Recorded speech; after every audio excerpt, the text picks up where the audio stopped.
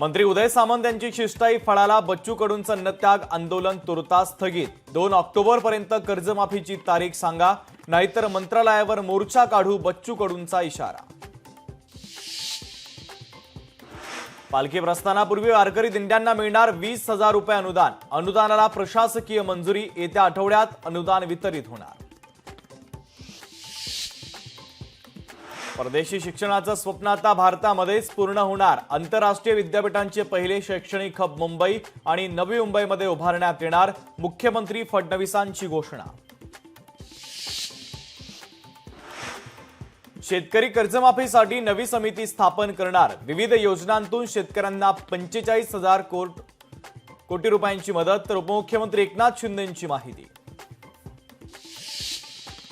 विमान अपघाताच्या चौकशीसाठी उच्चस्तरीय चौकशी समिती स्थापन, गृहसचिवांच्या अध्यक्षतेखाली समिती स्थापन, केंद्रीय नागरी उड्डाण मंत्री राम मोहन नायडूंची माहिती।